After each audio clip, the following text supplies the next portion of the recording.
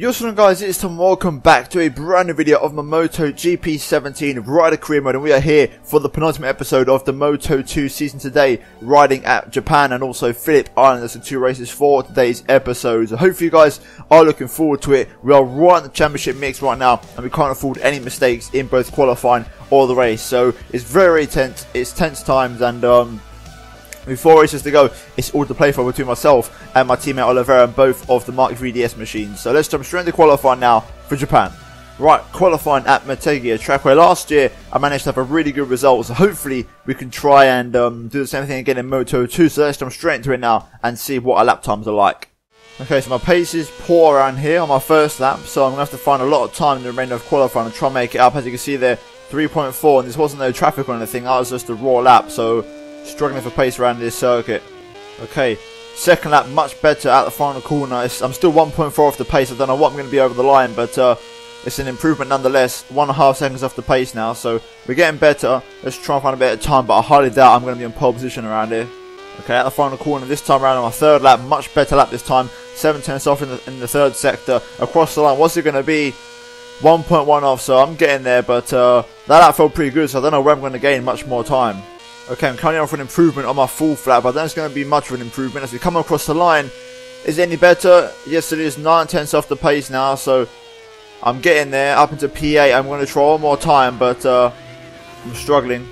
Right, so that's qualifying. Morbidelli has stuck it on pole position. Oliveira's in P4, and I finished in P8. I tried to go for one more lap, but I actually fell off. So I'm 3 tenths off the nearest guy, so I wasn't really anywhere near improving, and I was never going to find 3 tenths. So realistically, P8 was probably the best I could have done today. So hopefully, we've got better pace in the race, but right now I'm struggling around here compared to last season in Moto 3. So let's jump into the race now and see if we can try and improve on our qualifying position. The riders have taken up their positions on the starting grid at Motegi, preparing to face one of the most demanding Grand Prix on the entire calendar.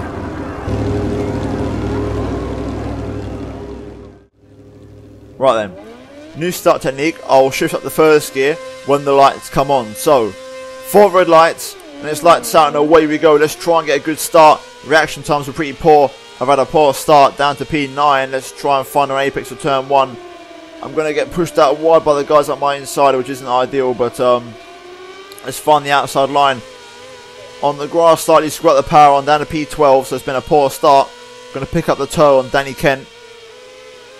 Let's try and get a few moves down on the brakes here as we get the inside of Danny Kent and also Marini, I think. We're going to take a narrow, short line into turn 3. Let's got the power on. There we go. Up into P10 now, so making nice progress, nice recovering. Now behind Verge here. Let's try and pick him up, hopefully, in the Tech 3 machine. He's getting past Nakagami. I'm on the grass, really squirting out the rear tyre there, really putting it through his paces. But here we go. We've got a bike cutting the corner, which is going to hold a few guys up. It's going to allow me to get up the inside. I think that's Marcel Schrotter cutting the corner. There we go. I'm going to get past the 3 of them back up into P7 and are now in a better position than my starting grid position. So things are good so far, but I've been forced out wide there by Schrotter. I'm having absolutely none of it though, as I go back up the inside. Going to cut the corner slightly there, but made the move. We've got Nakagami making a move there up the inside, looking for it at least. So I'm up into P7. I've recovered nicely. I'm now a place ahead of where I started off in this race. So now let's try and catch the guys up ahead. Crucially, let's try and catch Oliveira and not let him get away. Okay, through the final corner, I want to go up the inside of Baldassari. These guys seem to take a very wide line into the final corner. So I'm now up into P6. We've got Marquez ahead and also Oliveira. So right now let's try and set ourselves up for a possible move on these guys as we go into turn 1. Taking a much narrower and tighter line than these guys. Also through turn 2, keeping it fairly tight. Baldassari is going to look for my inside again, but I'm not having none of it, and I'm going to hold on to P6. Let's try and catch these guys ahead of us here and make some moves. Okay, we've got Marquez and Piscini battling out up ahead here. I'm going to wait for my chance to strike. They will run wide into the final corner. I'm going to tap the back of Marquez, slightly going to push him but past Piscini. I'm going to make the move on Piscini also. And here we go, let's try and pick up a toe on Alex Marquez. And here we go, into turn 1. Up the inside of the Spanish rider here. Let's make the move stick. Cut him off from a possible switchback. Run a nice bit of speed through turn 2. Squared it on around the outside. And there we go. Up into P4. Race pace seems to be better than qualifying pace. I'm running a soft front, medium rear. And that seems to be paying off for me right now. So let's try keep it going here. Let's try and catch up to Oliveira, who's the person I just need to beat this race, and I'll be okay. Okay, on to lap 5. I've caught up to the back of my teammate now, so It's going to be a tasty lap 5. I feel like I can make the move fast up of the Grand Prix for me. So showing the pace here, and I'm coming alive in Japan. I don't think I can win the race, but I think I can get P3 here and trump my teammates. So let's try and hunt him down and make the move. Okay, here we go then, at the final corner at the end of lap 5, going on to the last lap of the Grand Prix. I'm going to pull to the inside on Oliveira here. Let's try and make the move into turn 1. Nice comfortable move up the inside of my teammate onto the last lap of the race. Let's make it a stick here, not allow him to get back past me. Holding it around the outside, he's going to try and barge me out of the way, but I'm having absolutely none of it. And now let's try and pull away here on the last lap of the race and try and solidify this P3. Right, I ran a bit wide there. Oliveira's actually got past me, so I think we're going to have to go for maybe a possible look on the brakes here. Or can I pick it up on the apex? Tire on the apex, a little bit of argy-bargy, elbows out. There we go, we've kept it ahead of my teammate for now. But now we're going to go into this huge straight. Is he going to get the tire? I don't think he's close enough. So right now, I think we're sitting pretty right now in our position. Unless he goes for the holy lunge of lunges into the brakes, which he has done. He's come from really far back, forcing me out wide. I'm going to just give him a nudge back to let him know that I'm still there. And now he's going to look for the inside again into the final chicane. Let's try and go for the move here. He's run a bit wide. Lost a bit of balance there. He's got a bit unbalanced off the curb, and there we go. I'm going to come through. I think it's going to be P3 for Japan, and yes it is. What a result that is, and a massive podium there, and a big result for the World Riders Championship, and that is huge for us because right now we've managed to beat Oliveira, and I believe we're going to overtake him in the rider standings, but that'll be all confirmed in the next episode after Phillip Island takes place. Right, qualifying at Phillip Island. It should be a pretty interesting one. I was pretty dominant here last year, so let's try and go for it again and try and make a comfortable race win if we possibly can. But obviously I don't know what pace it's going to be like on a Moto2 bike, so let's jump straight into qualifying and see where we can stick it for the grid for tomorrow's race at Australia. Right, end of the first lap at the final corner. Let's see what this first lap is, and hopefully it's not too shabby. There we go, P15, 1.7 off the pace. That's not too bad. Let's try and find some more pace now in this second run. Okay, lap 2's been much better. It should hopefully be an improvement on my first lap, and there we go. It's an improvement, 1.1 off the pace now up to P11. Okay, out the final corner then. It's been a pretty good lap. I'm up in the third sector. I've had a great run out the final corner. I'm not fastest in the final sector by any means, but it's still an improvement, 0.6 off the pace. And that is a pretty good lap for my standards, and I don't know if I'm going to get much more time off of that, because that lap felt perfect until the final sector, where even the final sector still felt fine, but I'm just losing a lot of time to the AI, so I'll try one more time, but I don't think I'm going to improve much on that. Oh, it's right on the edge. I'm very slightly quicker this lap. Do I improve at all across the line? No, I don't. I don't think I'm going to improve on that, guys. I think that's it. Right, so that's qualifying for Australia, and P8 again for the second race running. Oliveira this time in P4. Luckily, I am leading the championship, so if anything goes wrong this race, I've got a couple of points of cushion worth over Oliveira, so it's not too bad with only 3 races to go. So let's jump into the race now and see if we can try and bounce back from qualifying and try and do the same thing we did in the last race in Motegi. Mere seconds away from the start of the race, and inside the riders' heads the countdown begins. The Australian Grand Prix here at stunning Phillip Island. Right then, Phillip Island, the third from last race of the season. We're going to go for the new start technique, which was suggested to me by a subscriber, which is start off when the lights go out, just like that, which is what I've been doing for the last race and this race.